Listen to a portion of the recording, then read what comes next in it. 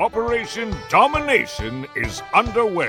The ultimate game plan to dominate your NFL experience. With your hosts, Dan you gotta be confident about your Achilles when you Chase show Thornton, Yeah, I mean, I got him at and Adam LaRue. Don't hope to it. Be great and dominate. Well, all right. Welcome back into Operation Domination. Don't hope to win, be great, and dominate. As always, I'm your host, Dan Mader, joined here with Adam LaRue and Chase Thornton. Make sure you download Operation Domination on your favorite podcast app and check out our video content when you go to the Fantasy Football Advice Network YouTube channel at FF Advice Net. It is Scouting Combine winners and losers time, fantasy football edition, of course. And while we could sit here literally for 5 hours and talk about the Scouting Combine and the impact that it may or may not have on every single one of these prospects, we do try to keep these shows to an hour. So what we did is each of us, of the hosts, went through the quarterbacks, running backs, wide receiver, and tight end positions and talked about who we had as winners, the biggest winners, and who we had as the biggest losers for different reasons as we progress through this draft process. We've been getting geared up for a while. We spent the entire month of February, with the exception of Super Bowl week, kind of talking about some of these guys. So some of the names are going to sound familiar, but we're all going to talk about some names that we have not on this show to this point. So I'm going to dive right into it because I got a feeling there's a lot that we're going to be going back and forth on. So let's dive into the quarterback winners first. I'm going to start with Adam. When you looked at the quarterback combine, who's the winner to you at that position? Yeah, to me, it's Sawyer Robertson out of Baylor. And the reasoning being is I think he established himself as an alternative option, as a guy who, if you don't like Taylen Green, but you still want to bet on a guy with like the physical skills to be has the traits that you need to be a starter, not necessarily the production or the intangibles quite yet. He's definitely a project there that goes without saying, but that's what we've been talking about with Taylen Green, right? And the point with Sawyer Robertson is that he put himself in that group to where he can compete as the traitsy quarterback with the class. Where, I mean, for the last couple of weeks, we've just been talking about, you want your traitsy guy, it's Taylen Green. And I think Robertson put himself in a class where he's just gives you another option in that regards, to where, you know, if you're a front office, you can talk to both guys, see who you like more when it comes to the interviews and that part of it. And I think with Sawyer Robertson, film wise, I definitely gave him a higher film grade than I did Taylen Green. I think the advanced stats are pretty similar. But I think he's further along in how he's processing information, how he's thinking about where to throw. I just don't think his footwork, his mechanics are developed particularly well. Yeah, and I think what you said there just kind of puts us in the mindset of what this quarterback class is like. It gives them an alternative option. Key phrase there.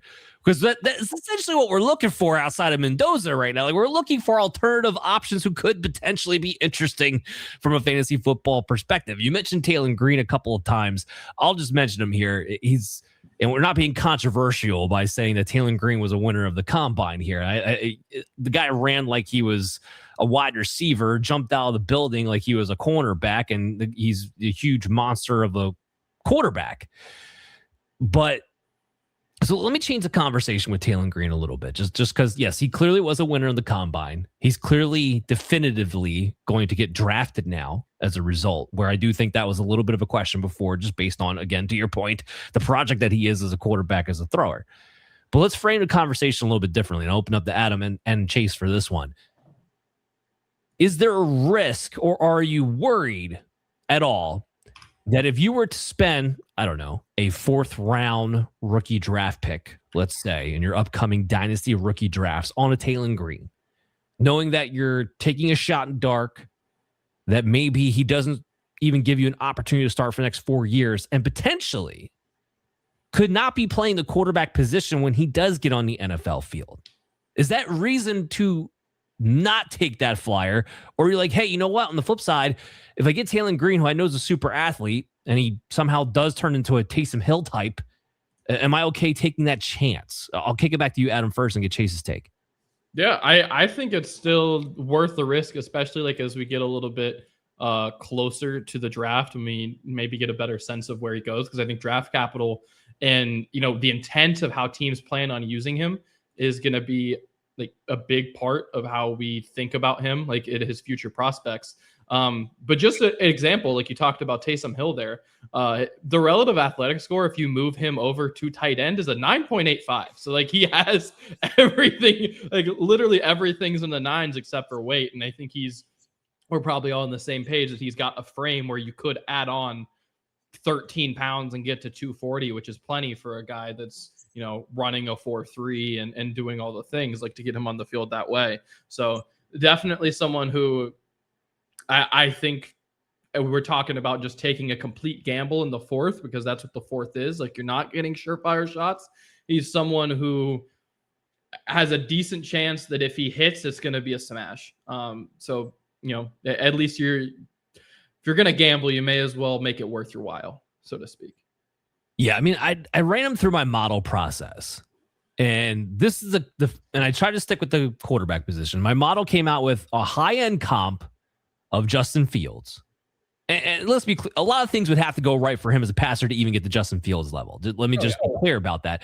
However, you can see the case, a guy who's going to look for his first read, has the arm strength to get to his first read. Otherwise, he's going to run. So you can kind of see the case being made there. And on the low end, Dorian Thompson-Robinson. We're like, you're just an athlete who never gets on the field. So that's where the data came up. I'm actually okay with those comps. I think it's pretty on the mark as far as the kind of ranges we're talking about here. Chase, what's your take on all this when you're valuing it? Yeah, I mean, if you're talking about spending a fourth round rookie pick on a guy like that, heck yeah. You're taking flyers at that point, almost regardless of position anyway. But like you just said, Adam, I mean, if he hits, he's the kind of athlete that could really pop and explode for you. And yeah, even if he turns out to be Dorian Thompson-Robinson, if you've taken a fourth round flyer on that guy and you're in a super flex league like I am in all of my dynasty drafts, you're going to get some kind of usage out of him. So he's either like the fifth or sixth quarterback on your bench that you might actually be able to use once in a while, or he's your 12th wide receiver on your roster who you're never going to put in a lineup anyway. I'm okay taking a flyer on a guy like that. My worry is that someone in the NFL talks themselves into an EJ Manuel type situation with Taylen Green and takes him too high. I don't know that he's going to go. I mean, he's obviously not going 16th overall like EJ Manuel did, but he was the darling of the workouts this weekend, and everybody fell in love with his physical traits. He's still not an NFL caliber quarterback yet in my mind. I saw him comped on maybe it was a Matthew Berry article. Somebody described him as like a DK Metcalf playing quarterback. And I'm like, oh, you know who that reminds me of? Terrell Pryor, another guy who was a quarterback who was very athletic. In fact, 93-yard touchdown run as a quarterback for the Raiders there, but then switched to receiver and actually was fantasy usable for about 12 minutes there, halfway through his career. So with the Browns, had 1,000-yard season as a receiver. I mean, he wasn't unusable, but he had to switch positions. Is that what's in Taylen Green's future? I don't know, but even if it is, you've taken a fourth round flyer on the guy. I'm comfortable with that all day long. He's definitely an NFL caliber athlete. Just we'll see if he lands on a position long enough to be a usable fantasy piece. Yeah, and I think that's going to be the key. But I'd be remiss if I did not point out that his 4.36 40 is literally the fastest of the last decade at the quarterback position. But I'd also be remiss to not point out that his accuracy rate is 85th of 124 qualified quarterbacks. And when I say qualified quarterbacks, I'm talking about 200 attempts or more in their final season heading into more accurate than Anthony Richardson. Well, yeah, and a lot of people did say maybe he has a comparison, to Anthony Richardson, which I find hilarious because I'm like, this is also the guy you guys drafted in the first round and try to tell me that it was all traits all day. And yeah, the throwing aspect of Anthony Richardson, Taylen Green, not all that far off, to be honest with you. And we see what's happened with Anthony Richardson, who's getting run out of town, demanding a trade like he has a market somehow. So let's talk about your winners real quick, Chase. You had Ty Simpson and Drew Allar. So let's start with Ty Simpson there. Why does he come away as a big winner for you? Again, I think it kind of goes back to something you touched on a few minutes ago in that, and we laughed about Adam in the way that he put it about Sawyer Robertson, but they positioned themselves as viable alternatives, or supposedly viable alternatives, in a very weak quarterback class and a weak quarterback year overall. If you need a quarterback, there's not a ton to be excited about out there. Everybody's hopped up about Malik Willis, and I think if you're hopped up about Malik Willis being a starter in the NFL, that shows how bleak the situation and picture is at quarterback, to be dead honest with you, as your starter. So, I mean, Ty Simpson, I mean, he's got decent mechanics. He's athletic enough. He showed that. He threw really well at the combine there. His accuracy and his decision-making are going to be, what I think can separate him at the next level. It sounds like he interviewed well there and everybody liked him that way. So I think he, again, just kind of positioned himself as that next level underneath Fernando Mendoza. I still like, Drew better. I'd like him better because he's 6'5". He's not 6'1". He looks like a quarterback. I think that he showed that he has recovered from that ankle injury. I don't think he's going to have any lingering effects on that season-ending injury that he had there. He showed the kind of arm that we all expected that he would have. He didn't do any of the testing, but that's not that important for quarterbacks. It's much more about their interviews and how they throw when they're on the field. I think at the combine, you can crawl your 40-yard dash, and Tom Brady did. So not that any of these guys is going to be Tom Brady, but I think the biggest thing with Alar is going to be just, his making reads at the next level. Can he do that? And by all the accounts I've seen, again, he was another one that interviewed very well. So I have Simpson and Aller coming out of this as winners because they didn't do anything to hurt themselves. They showed that they have NFL caliber arms, and there's just not a whole lot behind them that I think is going to leap them. If anybody in this class is actually going to have a shot at being even maybe like a second or third round pick and turn into a Russell Wilson, Dak Prescott type discovery, I think it can be one of these two guys. And I think that they positioned themselves well for the draft. No, I think that's fair. I think that is the take to have on them, is they didn't do anything to hurt themselves and nobody did anything to blow them past into another tier. So I'm kind of with you on that as far as the winners go. Ty Simpson, legit big winner, because now there's people talking about him getting drafted in the back end of the first round. I think some of that changes. The calculus on that changes after the Chiefs traded Trent McDuffie today and wound up getting that 29th pick, because some of that was the idea that maybe the Rams would. The Rams, yep. However, we're still talking about him getting posted up probably further than I certainly have him graded, because I still have him graded as a third round guy along with Drew Alar. Drew, I think, actually will probably go in the third round. Ty Simpson looking more like he might be more of a top end second round pick. So I'm with you kind of on that one. Let's pivot to the losers real quick. Chase, you and I have the same loser. It's Diego Pavia. And typically speaking, at least for me, and you can comment on this, I wouldn't even bother putting a guy like Diego Pavia on my loser list, typically speaking. However, we kind of laid out for the alternative options and everything else. This is somebody who is getting hype going into and coming out of the Senior Bowl. We all knew he was going to be small. And then you got to see exactly how small he is at the combine. The guy's like 5'10", barely. Incredible shrinking quarterback prospect. And the one thing that I do like, and you can make the argument to your blue in the face, like, oh, you're at the combine, quarterbacks with players you never played with, your timing's never going to be on. And, there's people out there who will minimize the throwing aspect of the quarterbacks and taking too much out of it. But what I do like about it is being able to watch the quarterbacks in the same situation, how they throw the football, the velocity, the accuracy, the air angle, all those things. And when I'm watching Pavia throw, when he's lined up right there with the rest of the quarterbacks doing the same thing, it's just very obvious it's going to take a lot more effort for him to make the same type of NFL throws that the other guys can make.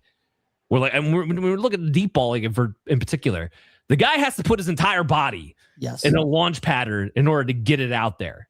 So in the NFL, how often do you have a clear launch pad that you can step 3 times up into to be able to get the momentum that he clearly needs to get to make these NFL throws? So I think just in comparison to everybody else, that for me is why he wound up a loser. Not so much the small stuff. We already knew he was small. The model at first loves him too. It just drives me crazy because he was productive in college. Like, so like the data comes out that way, but then that's where you put in expected draft capital, which now I think is solidified that I don't believe he will be drafted. And you put in BMI, which is, usually you need to be a certain size to play a starter NFL quarterback. And we taper him back down. But Chase, what was your take? Why'd you make him a loser?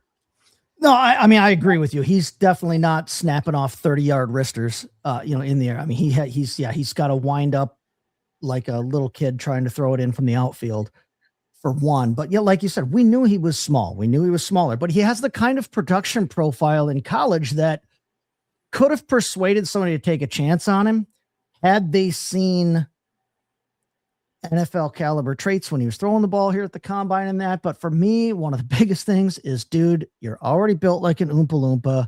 You need to shut your mouth once in a while. He just cannot stay out of his own way in terms of his ego. And if you want to be a quarterback, you're asking to be the face of a franchise. For better or worse, that's just how it works. And if you're going to be a quarterback and you want to be an NFL level quarterback, you have to be prepared to operate as the face of a franchise. The face of a franchise should not be taking advice from Johnny Manziel, as he has put out there on tape. Look who he was getting advice from. So like, I wish I could think that means, he's learning from Johnny. Where did I go wrong? And here's what you should not be doing. I don't have that much faith in Johnny football, to be honest. What I did. You should do the same thing, because that's I don't have right. Yeah. So I mean, but just the constant. Every time he opens his mouth, he says something he should not be saying. I'm like, dude, just stop. You were already on the borderline of getting chosen and being able to participate in this league anyway. You are literally talking yourself out of it, even independent of the fact that you're only 5'9" and 7/8. Yeah. In case anybody cares, I did do at least the courtesy of making a high-end comp and a low-end comp. And the high-end comp was Gardner Minshew, and the low-end comp was Chase Daniel. So, and I think that caps. I think that's being generous, to be honest. I think that's incredibly generous. Yeah. Wow. There you go. You're a nice guy. So Adam, let's get to your loser, and then we can move on to the running backs. You came out with Luke Altmaier, dove down on your board. Why is that? Not like the most egregious loss or anything. I mean, it's hard to lose that much in our eyes, at least in my opinion, as a quarterback. Because I think as a quarterback, the most important thing that you're doing at the combine is the interviews. Like that ultimately is what is impacting your life the most at the combine, with the exception of maybe like the Taylen Green to the world. But even then, I think that probably impacted him more than his 40 did. But at any rate, with Luke Altmaier specifically, what it boiled down to for me to make him a loser, we talked just a second ago. You guys just talked about the physical traits of Diego Pavia being poor. The hand size for Luke Altmaier is not good. He did technically hit the threshold, but when I say hit the threshold, I mean he exactly hit the threshold. His hands are exactly 9 inches, which is generally considered to be the low bar that you need to hit to not be like majorly concerned.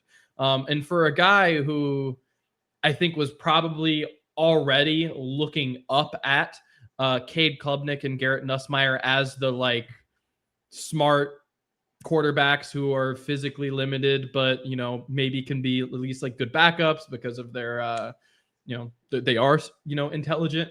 I think he could have put himself in a position to catch up to those guys or compete with those guys. But I think with the fact that of the guys that tested, he was the worst quarterback. I just think all encompassing, he is firmly behind your Nussmeiers and your Klubniks. And there's really not much of an opportunity for him to catch those guys.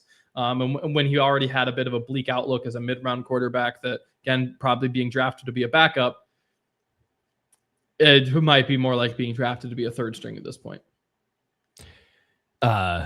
Third string, yeah, 100% on the money with that one. I'm with you on Luke Altmaier. Wasn't big hopeful for him in the first place. You mentioned Garrett Nussmeier. I just wanted to say this because I'm not a Garrett Nussmeier fan, but when I talked about watching the quarterbacks in the same situation throwing the football, he actually looked like the best thrower of the combine. So I want to mention that because I was not the biggest fan of him. I'm still not the biggest fan of him, but I do want to give him props where props is due. So let's go into the running back situation. Adam, your big winner was Dedmon Claiborne, the little mighty mouse himself. Go ahead. He wasn't as little as I expected at the very least. Like he is small. No working around that. He is not problematically small to the point of like losing draft capital. 5'10" is perfectly workable as a running back. And at 188, sure, that's problematic. Put on 7 pounds, that's fine. We've seen that before. He was someone who I very much so thought was going to be outlier small. Candidly, at Wake Forest, I think he probably played as outlier small, but to get up to about 190 and still run a 4.37, to me, at least gives me a little bit of hope that as a guy that's probably going to be, a mid day 3 pick, that you're at least going to be able to compete for a spot on a roster. And with his athleticism, with kind of what I've seen out of him at the collegiate level, I actually do believe he's someone who can fight for at least special team jobs to get on a roster and then, work his way up a depth chart. I think it at least earned him the chance to, one, not go undrafted, because there's a world where, either A, he's so small that we don't consider him getting drafted, or B, he puts on weight and then he's slow. And then we know for sure that, his body can't handle the extra weight and then he goes undrafted.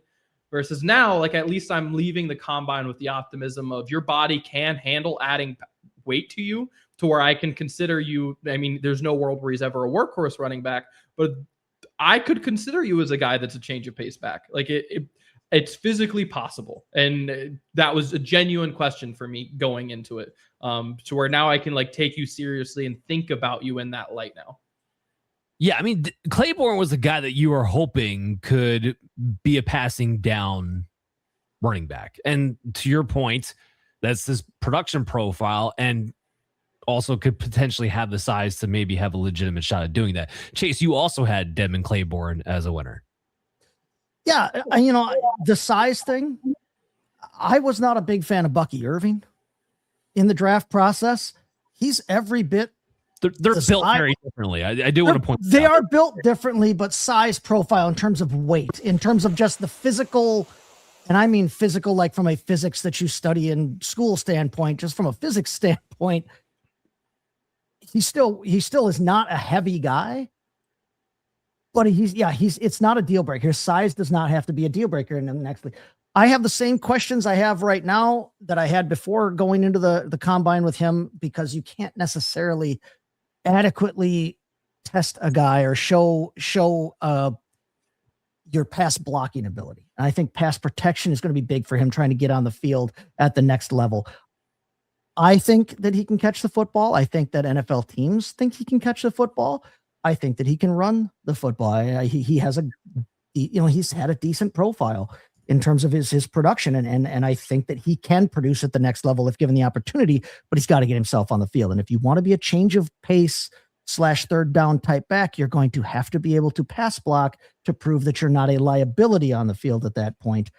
If he can answer those kinds of questions, yeah, I in fantasy, I could see myself taking some shots of Dedmon Claiborne, because I think that he profiles as somebody who can produce at the next level. Obviously has to land in the right position, but if he can prove that he can pass block, I think that there's juice there to be had. Well, he's athletic, right? One of being the third highest athletic scored running back of the class in 4.37. So there's going to be a reason to have him on the radar from that. I did see him comped to Jerome Ford, and I'm like, listen, Jerome Ford is not a superstar in any way, shape, or form. But if he has the career that Jerome Ford has had to this point, and is, I think, still going to have somewhere else, probably not Cleveland, but if he can have that kind of a career, he'd be worth anything you want to spend on him in your fantasy draft. That's a sloppy comp, because Jerome Ford was much better between the tackles. You knew he could be a runner on very much so better between the tackles. He's not getting hammered between the tackles like Claiborne does. Claiborne just doesn't have quite the power to run between the tackles that Ford does. Yeah, I tend to agree with that. Okay, so another winner, Chase, that you have is Seth McGowan. And that's somebody people have been talking about. So talk a little bit about Seth McGowan to us. I already love his size. I mean, when he's 6 foot 223, I mean, he's a good size running back, but then the dude comes out and he ran a 4.49 at 223 pounds. That's a nice combination there.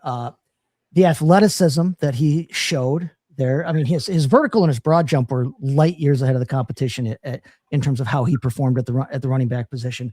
I think he was 3 inches better than second place in the broad jump, and then his vertical jump was like literally the second best they had on record for a halfback or something like that. I mean, he's very athletic and he's explosive and he's got size. I like that kind of profile all day long. And on top of that, teams were reportedly very impressed with his character over the weekend, which is big for Seth McGowan when you consider that this dude had an armed robbery conviction that tanked his career at Oklahoma as a freshman.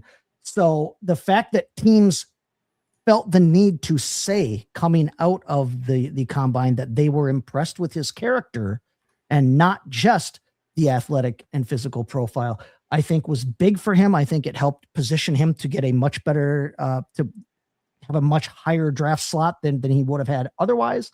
And again, location, just like in real estate, but I will be very interested to see where he goes because I love that size and athleticism profile if he can keep his head on straight. Yeah, and I think a couple people will. I mean, just again, you talked about this 40 time. His vertical jump was 42.5. The broad jump was 10 foot 11 inches. His 10-yard split's not terrible at 1.6. Like to see that a little bit quicker, especially for a bigger back, because that's usually where he's going to live. But not bad for a guy of his size. I'm with you. I think this solidified that he's going to wind up being a day 3 pick, that we're going to have to pay attention where he winds up locating himself at to see if he's going to actually get legitimate opportunity or not. My big winner is not, again, I'm sorry, but this is not a hot take, but it was Mike Washington.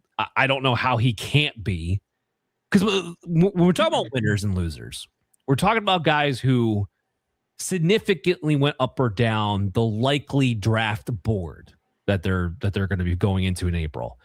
And Mike Washington is somebody that was teetering day 3 type pick because there are concerns about him, right? We don't like the fact that he does not finish tackles well, or doesn't finish through tackles, even though he's 223 pounds and he's a bigger dude.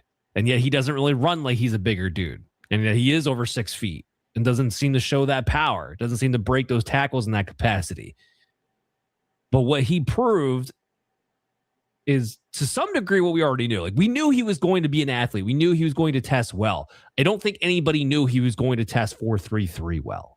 Yes. I think everybody that was shocked by that. In fact, the 4th fastest time in the last 10 years at the combine.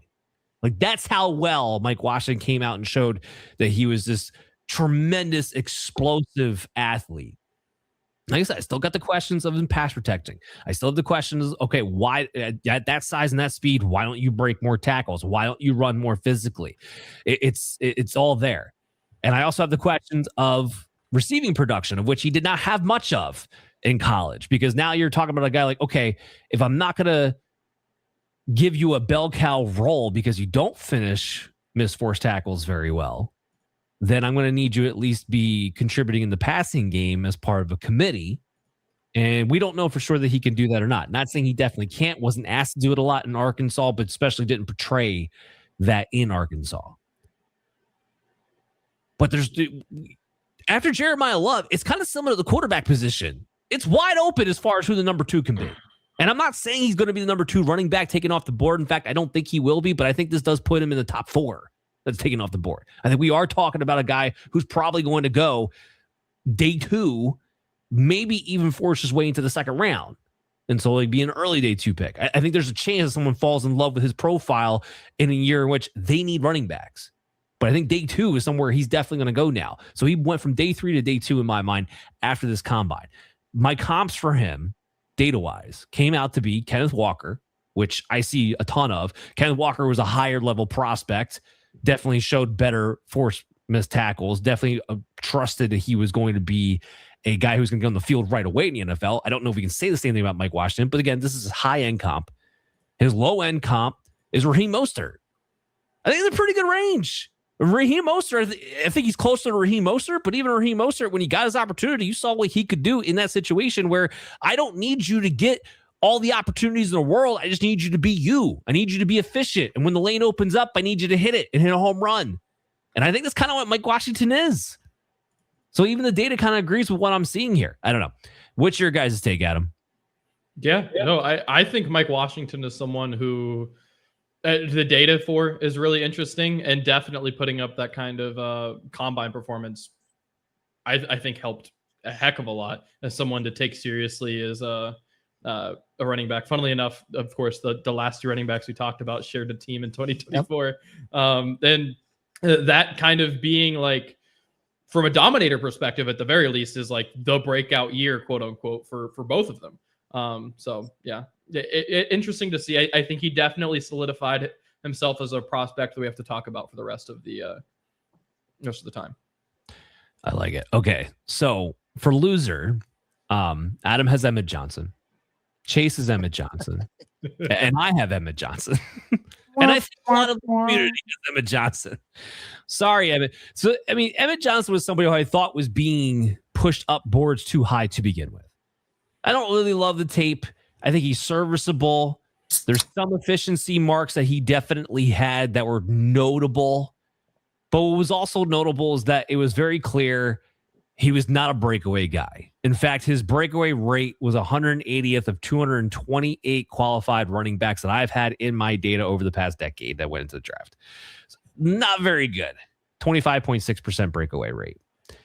His yards per carry, cool, 5.74, but we know in college that can get kind of trumped up a little bit, so you have to kind of ignore that to some degree. His elusive rating is not horrible. It's 99.4, which puts him 81st of the 228, so kind of more in the average-ish territory. But then when we add in the fact that when he has a profile that he does and doesn't have the receiving production, because again, guys, I'm going to go back to it, my comps for the data. He comps to a high end of Rachaad White and a low end of Devin Singletary. Well, you can't really get the Rachaad White when you watch him on tape because he doesn't have the receiving profile to back that up. Devin Singletary does make sense to me after the 4, 5, 6 comp. And I think Devin Singletary had better vision, but that does make sense to me. So that's where I kind of am on Emmett Johnson when this is all said and done. Chase, let's go to you first. Well, ouch. I mean, it hurts that he ran so slow. And I think that some of that is magnified, or at least I'm willing to admit that some of that's magnified by the fact this was a historically fast combine in terms of the people who actually did run the 40. Not everybody ran it. In fact, I think they said they had the fewest people ever run the 40 at the combine this year. Yeah. Which hurts. But when the people who did ran so incredibly well, and you had such as an aggregate, the group was so fast, and then to come out and run as slow as he did, you would hope that if he's going to have slow top end speed, he'd be shifty and elusive. And yet he didn't do well in the 3-cone drill and showed any kind of quickness or acceleration that way. Like you said, he wasn't really all that great about missing guys in college. He didn't test well in the strength. He just did not test well, period. And on top of that, if you're going to show a lack of athleticism, or at least limited athleticism, you need to have some kind of production that I think translates to the next level to get drafted. He's going to get drafted, but in terms of translating to fantasy relevancy, yeah, I don't see anything here to be excited about. Like, he's slow, not explosive, not exciting, and he's probably not going somewhere where they want him to be the number one guy. So what do I want to look at that on draft day for? Adam, is there any chance that we're all being too harsh on Emmett Johnson? Podcast to me. No, like, look, he's a guy who, let's face it, he left the combine, and I think we can pretty clearly say he's not strong, he's not fast, he's not quick. He left college without being. There's some traits where he's above average production. He needs some friendly stopwatches at Nebraska's pro day, is what he. But they're like, what is the calling card at this juncture of Emmett Johnson? You talked about it. The vision's nothing spectacular. The evasiveness shows up on film as not being particularly great. So like, the best thing I can give him is that he had a lot of carries in college. That's he went to Nebraska. Yeah, like even like he's one of the worst pass blockers in this class. So I can't even be like, oh, well, he's technically like good. Like, no, like I have nothing. I leave with, okay, there's a bunch of things where I'll give you a 6 out of 10 for sure. Like it's not all bad. It's just mostly okay with nothing else. It's the same thing, candidly, with Luke Altmaier. And like that kind of, like it's a lot of the same conversation. There's not one thing where I leave this and I'm like, okay, well, at least you have this to fall back on if things aren't going well. Like, no, you don't. There's no one thing where you can be like, all right, well, I have this at least. It doesn't exist. Yeah. And unfortunately, guys like that typically do not translate well into the NFL. All right, so let's move on to wide receivers. And Adam, I'm really curious about your first winner here in Jeremy Bernard from Alabama, because I am not a big fan of this guy. And I didn't feel like I came away from the combine thinking he had moved the needle in any kind of capacity, but you have him as a winner. So I'd love to hear your synopsis here.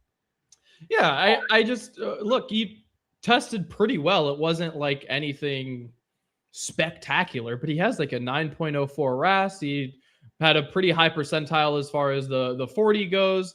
The broad jump was particularly good. The vertical was not friendly at all, but the 3-cone was awesome. He was 95th percentile there. Like overall, like even size wise, tested about 6'1", 206. Like just overall hit a bunch of marks that you really want to be at for someone like him, where I think he came into this portion of the process as a guy who was solid but unspectacular. And having those physical skill sets kind of at least gives you the opportunity to get into a coach is like, hey, I'm a guy who right now I do the little things. I'll run block. I'll like try. I'm not a refined route runner by any stretch of the means, but I will try. And I also have the physical gifts to get better. Like there's something past just, okay, I'm scrappy and I'll try, but also I have the physical gifts to make it worthwhile for you to believe in me. And I think to come out of the combine that way as a guy who was already, whether we like it or not, being talked about with late day 2, early day 3 types of draft capital. I've even seen some mocks putting him in the second, but I think 3rd or 4th is probably more likely. But to be at this point of the process and actually have some upside to not just be okay, you're an okay wide receiver and that's all you'll ever be. I think that's a win for him. I just like his name, Jeremy. I love that name. And I'm not going to bet against an Alabama wide receiver. Yeah, it's good company to be. I think he's got day 2 draft capital. It wouldn't shock me at all. Do we still have Dan? Because he looks like one of those frozen. Yep, there he went. Because he was looking like one of those pictures. For any of you who are old enough to remember Love Connection, he looked completely like the frozen. Right before they start talking picture on Love Connection there. So yeah, so your winner was Jeremy Bernard. I had him on my list of winners. I had Chris Brazzell from Tennessee as a winner, and I think a lot of people actually did too. Listen, we've talked about it on this show, and I'm gonna take this opportunity to kind of be a Packer guy here, but we've talked about that Packer wide receiver room before, and every time we bring up that Packer wide receiver room, what do we say about the guys who are in it? Of the guys in that Packer wide receiver room, which is supposed to be very talented and deep, the only one who is special, who has what it takes to be special, is Christian Watson. Because you can't teach his height, you can't teach his speed, you can't teach the things he can do on a football field. Christian Watson, hey, I see that kind of a build and a profile all day long with Chris Brazzell here. You can't teach 6'4", a tall 6'4", by the way, closer to 6'5", a tall 6'4". You can't teach that 4.37 that he put up in the 40. I think he really helped himself by running that sub 4.40 at the combine this past weekend. He tracks the ball well. He wins in contested catches there, even though he's not overly physical, and he's got a lot of room to put weight on that frame, on that 6'4", 6'5" frame there. I just think that he could look real nice as an X somewhere. I think he came out of this weekend smelling like a rose, and that 40 time, again, kind of like how I harped on the idea that, if you ran a slow 40 at this combine, it hurt. But if you put up one of the top times at this 40 in comparison to everybody else that's there, that is the kind of thing that I think can stand out too. So, I mean, he was already a top, he was already a top 12-ish type receiver. I think that he really helped himself when he put a 3 in front of that in that 40 time there. So Chris Brezel, one of my winners for sure. Dan, welcome back. You don't look quite so frozen. Yeah, I am back. I appreciate that. Chris Brezel, so I love him. I love Chris Brezel, and I'm always tantalized by size and speed, as I think most people are, especially in the fantasy football industry. I have been burned so many times on Tennessee wide receivers now, and that's like the one. And like I kind of like Jalen Highland. I did. Cedric Tillman's like the only one that you can even make an argument that semi has panned out in any kind of capacity, and he was hurt by where he went unfortunately, he ended up in the banks of the Cuyahoga. Yeah. So yeah, sure. And so and Chris Brezel, he's in a situation where he might get drafted higher than any of those guys. So that does a little feather in his cap. Just so worried because it has not translated well out of Tennessee. But I think so. We had Dante Thornton last year, right? Same situation. Oh, yep. He's definitely more nuanced as a wide receiver than Dante Thornton is. So he's not just 9 routes. Yes. Yeah, exactly. So my hope is that if he gets the opportunity that Dante Thornton got, he would actually do something with it. So he's going to be kind of on my board in that way. But agreed, no matter how you break it down, he definitely helped himself out. Okay, so I'll talk about one of my winners heading into this, and it is Zachariah Branch. Now, again, this might not have been shocking as far as we knew he was fast, right? And he just confirmed that he was fast. But when you're talking about a guy like Zachariah Branch, who has a very specific way in which he's going to have to win, the fact that we got confirmation that you're not just fast, but you're elite fast because you ran a 4.35, not to mention everything else about his agility drills were off the charts. And he looked very, very smooth during the gauntlet as well. He did everything that he needed to do to solidify that this guy is going to be a second-round pick in the NFL draft. That's where I think he's going to go. Do I have questions about a guy with his type of profile who depended so much on screens and passes behind the line of scrimmage in order to produce? Yes, 100%. But I don't think it's a knock necessarily just because of route running. I think that's kind of the offensive system Georgia was running, and that's the type of player that he was. They designed those types of touches just to get him the ball and let him go to work. So I don't totally knock him on it. He is going to probably have a little bit of a learning curve when it comes to route running because he is going to predominantly be a slot type wide receiver. My hope for him would be this. He could turn into a faster version of Zay Flowers. That would be my hope for Zachariah Branch when I watch the film. On the data side, on my model side, his high-end comp actually wound up being Jalen Waddle. Now, he's not big enough to truly be a Jalen Waddle, but we're going back to Jalen Waddle in college of prospecting and drafted by the Dolphins, where he was a slot receiver and a big explosive guy. And then his low-end comp is Darnell Mooney. Does he want to just be a guy who's fast, hit or miss, not as great? I think that's definitely a possibility too. But I think Zachariah Branch did everything he needed to do to get himself in that second round solidified. If he can get Zay Flowers type usage at the next level, oh, hell yeah. Yeah, sign me up for that. That'd be awesome. What I think he did to actually help himself a little bit in that regards, I don't think it's the most impactful thing in the world, but to have not only done the bench press, but have actually done it really freaking well, at least gives you a little bit of like confidence. Like the upper body's also strong. Like I can hand fight corners at the NFL level. The kid obviously works to work on, but like, hey, like I'm not weak because of my size. Like I'll try to push off a dude. Yes. Yeah, no, he has a strength. To your point, it's something he still needs to work on from a technical side, but he might have the intangibles to be able to do that. I still think it's impressive too that he had a 2.27 yards per out run for a guy who did get targeted near the line of scrimmage as much as he did. And I think there's something to be said about that as well, how explosive he is after the fact. Okay, so let's get, I know Chase and Adam, you both had 2 winners. Adam, I really like your guy, Skylar Bell. He's been on my radar for a while. Is he fit-centric? Yes, but talk about why Skylar Bell wound up being a combine winner. Yeah, I think he ticked the final checkbox, candidly. Like he's someone who production is off the charts for him. Like just the raw numbers, great. at UConn.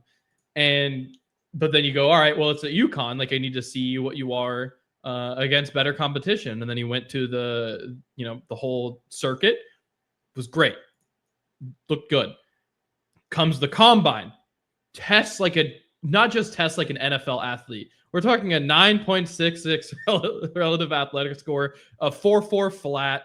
It jumped like crazy. 98th percentile for both broad and vert. Like, awesome. And like the hidden small thing that I think is really awesome with him, 10-inch hands, which people underrate it. Like, we only really talk about that for quarterback and offensive linemen, but it does matter for receivers who are catching the ball with their hands. You see it with guys that have smaller and bigger hands. Like, it does correlate. We just don't talk about it very much. So for him to also have big hands, it kind of lets me, forgive his size. That is, I mean, he's not like crazy small, but he's certainly not big either. And it lets me forgive that a little bit and go like, all right, I actually believe that you will be successful catching the ball in traffic, which, by the way, you were successful doing at college. So it reinforces to me that wasn't a level of competition thing. That's something you actually can do. He's someone who, and we talked about it a few weeks ago with him, who has succeeded as a vertical threat in college. He's succeeded as a guy who was a volume underneath guy. He's done both. He's proven in the pre-draft circuit that he can hang with the big dogs, and then he comes to the combine and shows out as an athlete.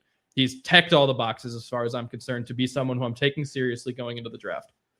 Well, and I was going to say his size in general, like, honestly, when I watched him play college ball, I didn't think he was going to get measured in at 6 feet tall. So the fact that he came in at 6 feet, 192, no, it's not the biggest in the world, but it's big enough. Fine. We've seen, plenty of perimeter wide receivers. So if you're not going to be stuck in the slot pigeonhole and be somebody who can actually be put outside, and to your point, doesn't drop the ball, in large part due to the big hands, and you have an athlete skill set, I mean, this is somebody we're talking about that right now, draft capital wise, probably going to go late day 2. I tend to think it would be late day 2 and not early day 3, but it's somewhere in that territory. And for fantasy football wise, when your rookie drafts come up, this is somebody you're going to be able to draft and not in your first round of rookie drafts and have a real chance to hit in a big way. He profiles as that type of player. I'm with you on this. I love Skylar Bell. Coming in at 6 foot is big just from like a psychological standpoint. And you could say all you want about that this kind of thing doesn't matter, but if a GM or anybody else is looking at their draft board and they see 5'11", blah, blah, blah, or 6 foot, that kind of thing can play in. When you're coming out of a school like way in reverse, 5'9" and 7/8 is not 5'10", Diego Pavia. When you're coming out of a school like UConn, any negative is going to be amplified. So Right. to come away with no negatives other than being from UConn is a good situation. Yeah. And the big hands, like you said, I mean, listen, Jerry Rice could palm a Dodge Neon. I mean, he had gigantic hands. Obviously, he had a lot of other intangibles and tangibles too. But big hands at a receiver, that cannot be a bad thing. So I like your other winner here too, Chase. You had KC Concepcion. Now, in his case, he was already somebody who was being talked about going in the back end of first rounds.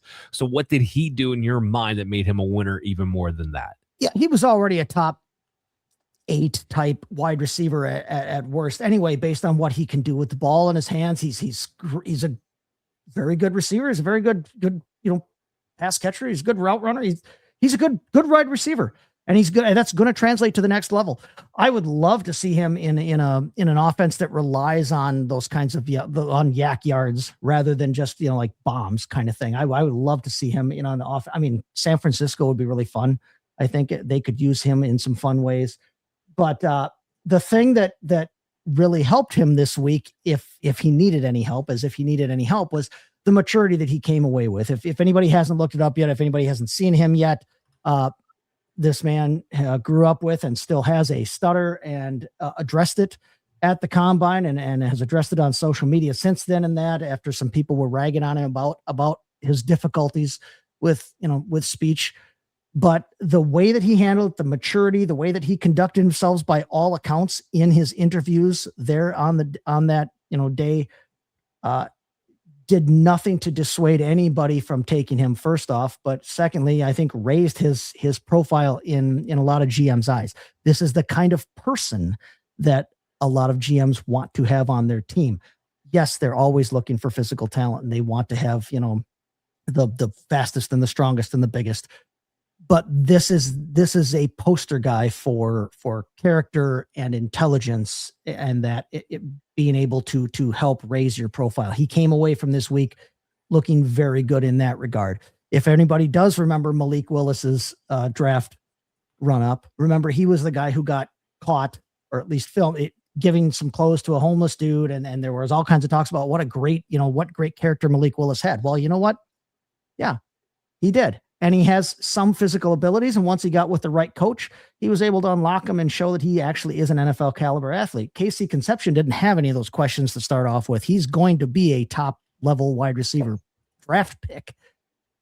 But the way that he conducted himself, his interviews, his maturity, that should be a giant, like look at that and follow that example for other draft picks going forward.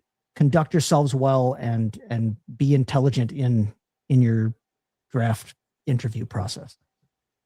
Yeah, I mean, we'll have to see what he does in his pro day, right? Because he didn't get the test at the combine, but I think in a way it wound up doing him a favor because we were disappointed by Cardinal Tate's 40. Yep. Mekhi Lemon looks like he has voices in his head and apparently interviewed like he had voices. Seeing ghosts. Jordan Tyson had the injury thing that wasn't going to allow him to test at the combine. So my point is the guys who've been the consensus top 3 receivers all kind of walked out of the combine with more flags than they walked in with. And he didn't. Yep. Now, again, we didn't get to see him test, but we've seen the film. We know he's fast. We know he's quick. He'll get the pro day going. But he came in at 6 foot, 196. And it was funny you mentioned San Francisco, and that is the team that he's mocked to the most as of right now. And my first initial take on that is that you guys don't understand Shanahan wide receivers because Shanahan doesn't play guys who don't block and don't get down and dirty. And when I'm looking at Concepcion, I see a guy, I think you have a lot of talent. I think you're a smooth athlete and you can definitely bring yards after the catch to the table, but I don't know if I can see enough physicality there on the perimeter. Well, now that we have his size locked down, to your point, we see the interview process. Now maybe we do have a guy who can get down and dirty. Maybe he could play in a system like that. We know what he could do outside of what gets you on the field in San Francisco. I think that there is a willingness and a toughness there in terms of translating that to blocking that not everybody shows at the wide receiver position. No, I like it. I like it there. Okay, so let's talk about some losers. Adam, your loser, Kevin Coleman Jr., hard to argue. Yeah, I mean, just straight up didn't test well. As a guy who already had some questions as far as his size and was already looking at being like a mid-round player. Like, candidly, I think he tested himself in such a way that was already looking at maybe early to mid day 3.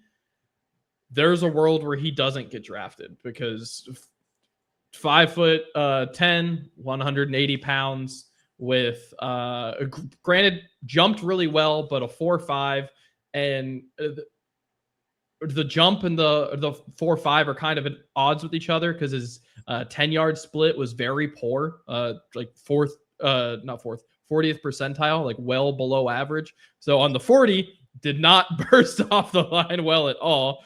Despite, like I said, jumping fairly well. He's someone who, candidly, the analytical profile was pretty solid, but not spectacular. Like, he's just someone who, if he came out above average at the combine, then at least there's something. At least I can keep you day 3 relevant.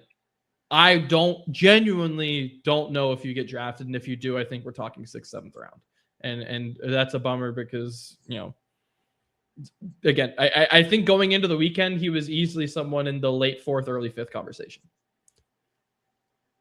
Yeah, I'm with you. I was never enthralled. Profile to begin with. But dropping 2 rounds potentially out of the draft completely is still a loss. 100. Well, and that's what I was going to back you up with. Like, the fact that you came out and tested that poorly, I'm with you. I don't know if he gets drafted. If it's in the 7th round, which means you might as well not even be on your radar as a wide receiver, frankly, because you're just talking special teams at that point. My big loser, and this one hurt me, because I was talking this guy up over the last few weeks. So I was kind of excited about him. And then, boy, was that a rough combine display. So it is Malachi Fields. You know, I like the size on the tape. It looks like a guy who can really win at the catch points, who I thought could be a deep field threat. But at some point, we have to stop making excuses. And Malachi Fields was a prospect that you were already making excuses for. And I did it myself again just a few weeks ago. I talked about I wasn't going to hold the fact that he didn't have a ton of production in Notre Dame against them because of Notre Dame's putrid quarterback and offensive situation. So I excused the poor offensive production profile away. I excused the fact that we didn't see a full route tree away because, again, what he was being asked to do was not all that intrinsic. And therefore, I wasn't going to hold that against him. And he went to the Senior Bowl, and he did well, all reportedly. When he got matched up one-on-ones, he showed that he does have some nuance. He can get some separation, at least what he was doing in one-on-one. And now, now we get to the combine and the guy comes out and runs a 4.61. And he wasn't all that impressive in his other testings either. 1.63, 10-yard split, 6.9, 8.3 cone drill. His athletic score wound up being 26 of this class. When you're a 6'4 guy and you're dependent upon being a big play perimeter threat, I mean, you don't score higher than like 20th at least in the athleticism score of your own class. We're not even talking historically now. It typically winds up being a problem. The data model that I have spit out a high-end comp of Cortland Sutton, which I think as a high-end comp, that's correct. Because now what we're talking about is a guy who's not going to blow people away on the perimeter. We're talking about a guy who needs to be touchdown dependent in order to be fantasy relevant. And the low-end comp is Allen Lazard, which I think is also correct. Will he get down and dirty? Sure. Is he going to have a ton of production when he's not attached to a prime Aaron Rodgers? No. So like it was really heartbreaking for me for Malachi Field because this is somebody I was talking up. And even on the big boards, we're talking about somebody who was like 43rd in the consensus big board going into the combine. I'd be shocked if he gets drafted day 2 at all now. I'd be shocked. I don't know. What's your guys' take? Completely agree. Yeah, it's really tough, but a lot of receivers tested well. It was already, I think, a class where, much like the last couple of seasons, has been. We lost that streak of like the super high end wide receivers, but where we've been is there's a lot of guys who are day 2 level talents. So you at minimum fell to the back of that pecking order, and I think more likely pushed yourself into day 3. Chase, you got any take because he falls under your any receiver who didn't run well loser. Yeah, my loser was slow guys and dudes who didn't run the 40. Because again, especially when you just juxtapose his time, the 4.61, you juxtapose that against the fact that it was an all-time fast group that actually ran. It makes the dudes who decided not to run look scared, like they couldn't compete, and it makes the dudes who did run but didn't measure up look like they don't literally measure up. So yeah, that hurts a lot. And like you said, somebody that we maybe had some hopes for, but the Allen Lazard comp in terms of a low end comp. Yeah. A guy who, if he's getting volume, can be fantasy productive, not a star, but fantasy productive. You've got to prove and earn that those looks, you've got to prove that you can get that kind of volume. I'm not sure anybody was convinced by how he performed last week. So yeah, I agree with you completely on him being a loser of the combine. So if you're worried about us finishing on a strong note, don't, because I have not been able to hit this drop for a really long time, and we can as we jump into the tight end class.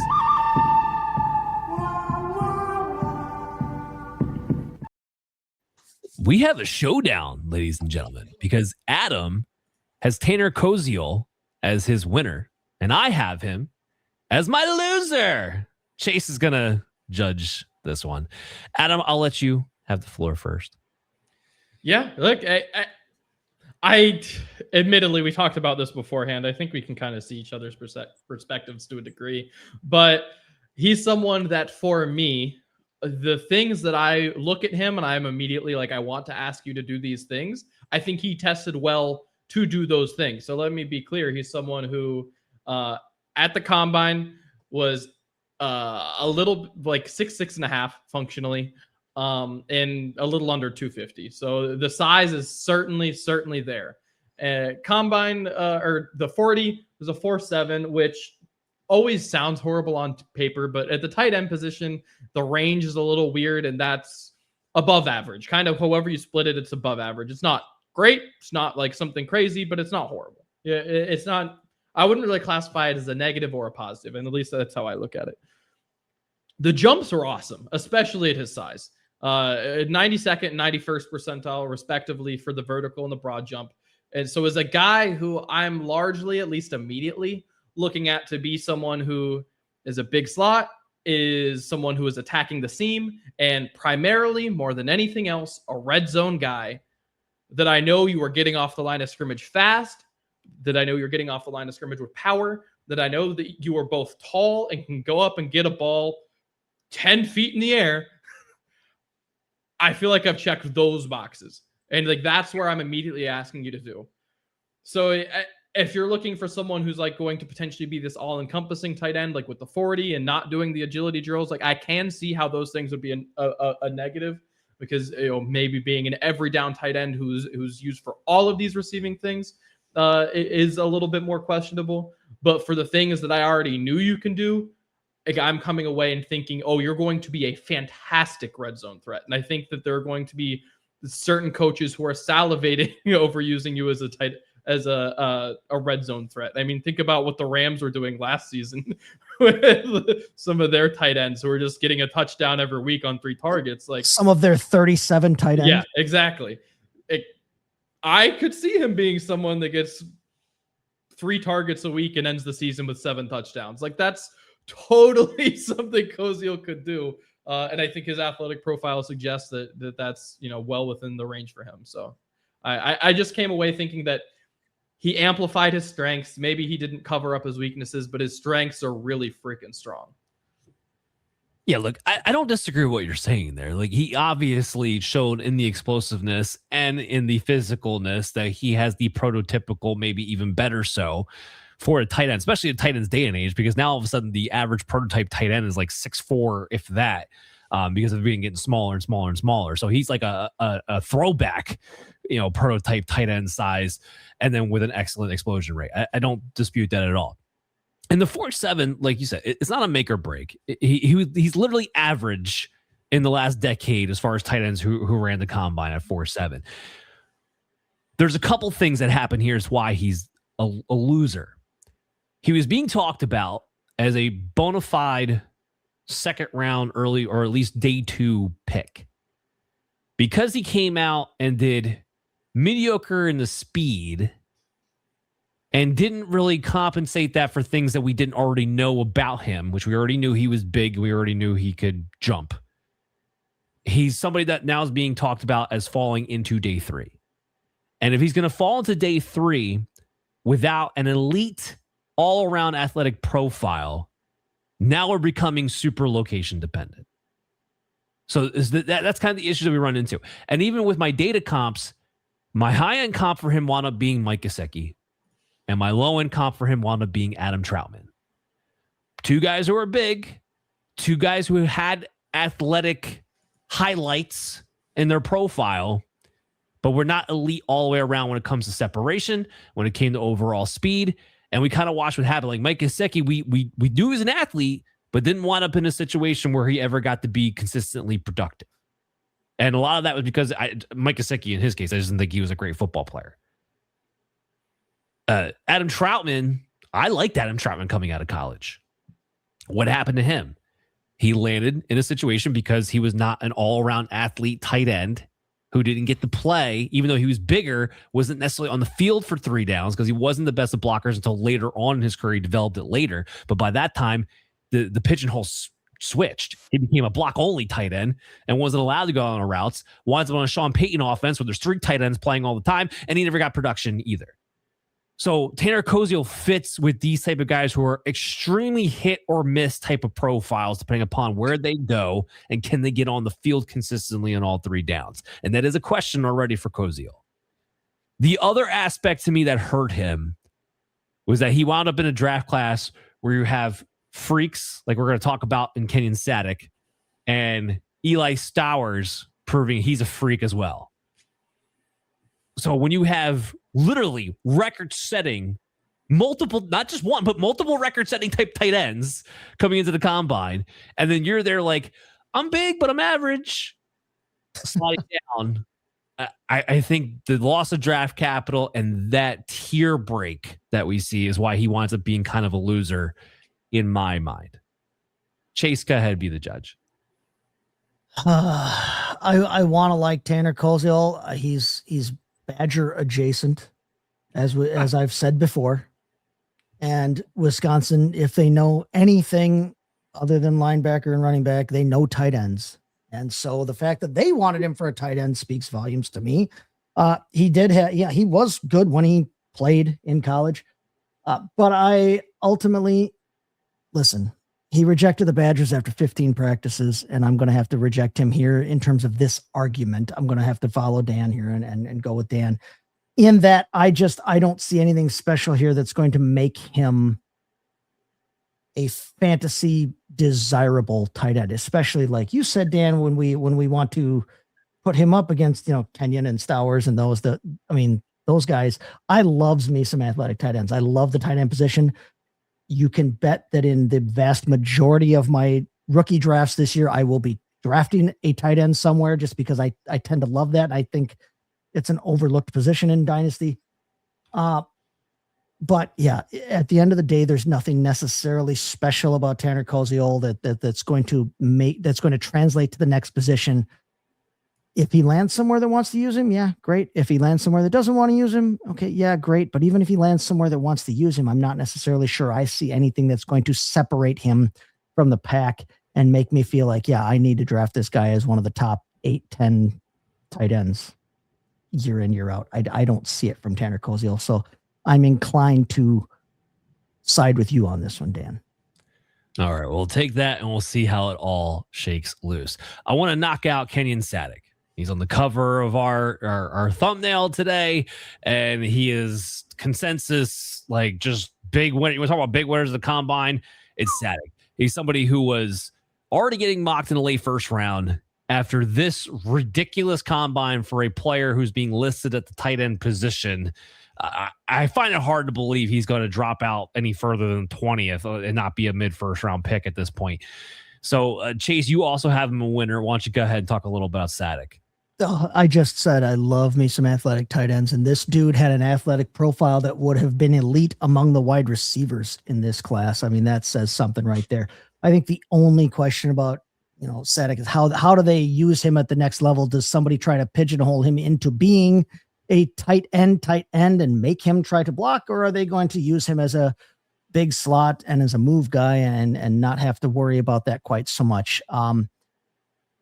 I keep coming back to the idea that how awesome would he look as the heir apparent to Travis Kelce in Kansas City or someplace that knows how to use a tight end with his athletic profile. I think he would be so much fun to watch in something like that. I did see him mocked one place to the Chargers, and that made me cry a little bit for Aronda Gadsden. But Kenyon Sadiq, just an absolute athletic freak. And I am willing to bet on guys that have those kinds of freak profiles at pretty much any position other than quarterback. So sign me up for him. I should correct myself. It is pronounced Kenyon Sadiq, not Sadiq. Well, that's my bad. But I was following your little lead there. But that's my fault. He's a good dude. He's a good dude. However you say his name, he can still play some foosball. And I am willing to sign up for guys with freak athletic profiles like that. If he lands in a place that has a clear need for a tight end, we have seen before. Very recently, we have seen how rookie tight ends can impact the game. Before about 3-4 years ago, it was always like, oh, tight ends take 2-3 years to mature and come into their own. And then we threw all that stuff out the window, and we've had Brock Bowers and Sam Laporta and Harold Fannin and some of those kinds of guys come around. I think he can have that kind of impact if he lands in the right spot. But that athletic profile is something that I would be willing to take a shot on all day long in my dynasty drafts coming up. And I don't know why anybody wouldn't, because you have a chance to separate yourself at a position much more than you will if you are drafting the number 4 wide receiver or the number 3 running back. Yeah. Now look, we don't really have to sit here and defend or exacerbate his athleticism. We knew he was going to be athletic. We didn't know he was going to be necessarily with a 4.39, 40 and everything else, and a 43.5 vertical, and it's insane. He's a wide receiver with a legitimate tight end's body. Fantastic. There are questions about Sadiq because he wasn't overly productive in Oregon. All right. He had some nice things like his yards per out run, 1.91. That's cool. 35th out of 129 tight ends. That we'll take that. His route grade was solid, 74.9, 40th out of 129 tight ends. But his contested catch rate is in the middle, which is a little disappointing when you're talking about a tight end with that kind of athleticism. His drops were ridiculous because he's got a 10.5% drop rate. That can be a problem in and of itself. And then you have the whole, okay, well, this is not a guy who lined up in line. Not a guy you're probably going to want to have line up in line. So are we just talking about another Kyle Pitts version? Which Kyle Pitts, we know, can be very, very good, but you have to use him in a very particular way. And what happened when Arthur Smith wanted to try to pigeonhole Kyle Pitts into a traditional tight end role? Well, he disappeared from the face of the planet. So he's going to have to go somewhere that is going to willingly use him as a big move tight end and have that as part of their offense. So for a guy who, like I said, I'd be shocked if he didn't go in the mid-first round, is a little bit location dependent because it's going to need the scheme and the right coaching staff to use him a certain way. Otherwise, he may not be productive. He may have a low floor. So I don't want to make this out as he's just a surefire thing. He's definitely a lot to get excited about. But there are some questions here about Sadiq. Adam, I want to go to you, though. You have another interesting winner, and that is Jack Andreas. Yeah, I think Jack Andreas had a great combine, and look, a lot of the tight ends did. I mean, I have 9 tight ends that put up a 9 or better relative athletic score. Andreas, of course, being one of them. And I think he's one of the guys who actually, he's definitely more of a receiving tight end. Let's be very, very clear about that. But I mean, he's been relatively productive, especially at Cal, not necessarily as much as Texas, but he's still pretty young. And just having the combine that he did, I think definitely puts him, look, the Stowers and Sadiq tier is going to stay the Stowers and Sadiq tier. And really it's Sadiq and then Stowers and then everyone else. Like those two in their own tiers, and then we talk about everyone else. And candidly, to me, it was already that going into the combine. And I don't think anything has changed all that much. But I think Andreas has positioned himself to be one of the next guys that we talk about because the athleticism is there. I think on tape, he seems like a tight end who does a lot of the small things well. And then coming in with the 4.6, jumping really well, especially in the vertical.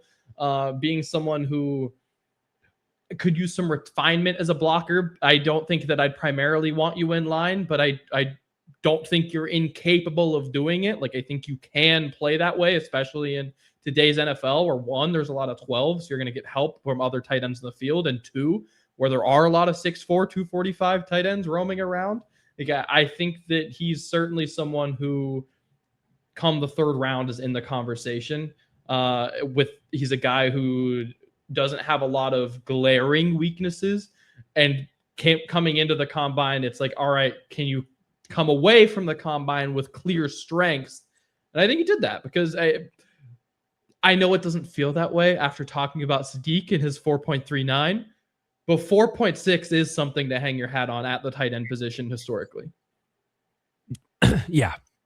No, I'm with you on that. And this is going to be, I think, an interesting, sneaky little tight end class when we get into these later rounds. And you're going to find some value here in your later round rookie picks. And hopefully you have a taxi squad because it still might take a couple of years just given that position. But this is a sneaky little tight end class for me in this draft. Eli Stowers, we mentioned him. He's definitely a winner. I don't think I have to go into it. I just want to say it's ridiculous that a guy who had a 45.5-foot vertical with his broad jump and his 4.51 40 is insane. And he's somebody who did the opposite of Tanner Koziol, in my opinion. He went from a guy who was talking about, are you going to be day 3, early day 3, late day 2, to like, no, you're solidified second round. That you're getting drafted in the second round. And I think that's the big jump there. So he'll be. Can we just talk about Eli Stowers? I think the best thing that has happened to him in his life is losing a quarterback competition to Diego Pavia. Quite literally, like the highlight of his life is that happening, because now he will go far ahead of Diego Pavia in the draft, just because it forced him to switch positions and he became way, way better at tight end. Yeah, one of those funny stories that you don't always get to get into. I'm glad you brought that up. Okay, so let's talk about losers. Chase, you got Oscar Delp as a loser. Yeah, and that's not really even his fault, unfortunately. If for those who aren't familiar, Oscar Delp, tight end there from Georgia, he ended up showing up with a hairline fracture in his foot in X-rays that was not previously known, an injury that was not previously known. In fact, apparently he played with it for a good portion of this previous season here. But when those kinds of things show up at the end, it raises questions among teams in terms of your draft profile, especially when anything to do with your feet is going to be a problem, an issue for a professional athlete. But the biggest thing is that the NFL said that, well, because they discovered that, they weren't going to allow him to test it all this combine. So he wasn't able to come out and kind of prove himself. And we talked about Sadiq, we talked about Stowers. There is room behind those two guys, though, for someone to step up, for a multitude of people to actually step up and improve themselves in this draft process.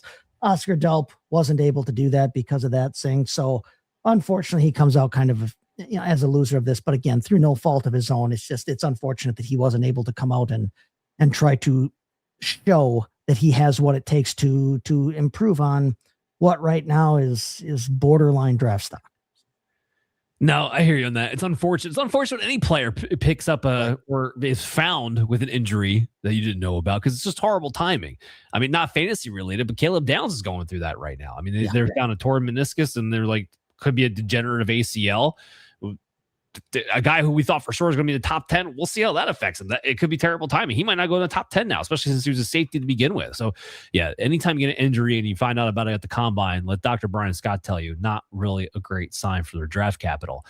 Adam, I couldn't be more with you on your loser, Max Clare. He was already one of the most overrated tight end prospects in my book coming into this thing. So what did he do to be a loser in your book? Yeah, it's all he did was the receiving drills, which is great. He looks fine doing it. But like, I think he's the great give and take with Jack Endries, who I just brought up. Like, when I compared the two, if you would have asked me in December, for example, I would have, without hesitation, told you Max Clare was the better tight end. I think I'm coming away with, on my board, I'm taking Endries in a very comparable tight end, like from a production standpoint, for one. Guys who have been to multiple schools or were transfers going into their last season. Both, like I said, height and size, like generally the same. Both guys who, you're probably expecting to classify as smaller inlines, where it's like you're not quite playing them as big slots, but they do have some size concerns as far as being an inline and being a blocker.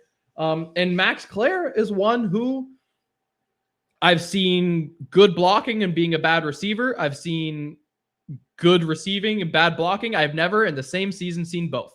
I've never seen you be good at both in the same season. At Purdue last season, you were an awesome receiver. Great. One of the highlights of their offense. At Ohio State this season, statistically, it wasn't horrible. I was not impressed at all in the slightest with his receiving tape this last season at Ohio State. I thought he was a solid blocker, though. So it's like, okay, maybe you can do one or the other, but does gaining weight to block mean that you can't catch, or at least get separation? And does losing weight to be an explosive receiver mean that you can't block? Because if you can only do one or the other at the NFL level, then that's a problem for a guy who, again, didn't test. So you didn't give yourself that, okay, well, I'm now attracted to you as a prospect because of your athleticism. So it's like I go in and I think you can be one of a good receiver, a good blocker, not both. I don't know that like there's an optimal weight in there for you, because even at the 245 that he blocked at this past season at Ohio State, that's still too small at the NFL level for me to go, okay, you're a good blocker. So like maybe I just say screw it and put you at 230, and then at least you're a good receiver then. But like, I just can't find a way where I'm like, all right, you have this thing that I'm going to draft you for, because everything comes with a caveat with him. I would have really hoped to see him both perform at the combine and perform well. And to not do that, then like all I can say, like comparable tight ends to me passed him. Like, No, they competed. Yeah, no, I'm with you. This is already a guy who was coming with more, even though he's a receiving tight end, coming with more of an average profile and production skill set anyway to begin with. So I'm with you. He didn't do himself any favors by only going through the receiving drills. That's going to wrap it up for today's show. We're going to come back next week. And we're coming back at the perfect timing, because we're coming back and we're going to be recording the night of the official free agency, which means tampering period have already happened. So we're going to have a number of moves. So we'll be able to capture all of that free agency wise heading in for fantasy football implications next week. So make sure you download Operation Domination on your favorite podcast app, and make sure you're following our video content on the Fantasy Football Advice Network YouTube channel at FF Advice Net. Everyone, take care until then.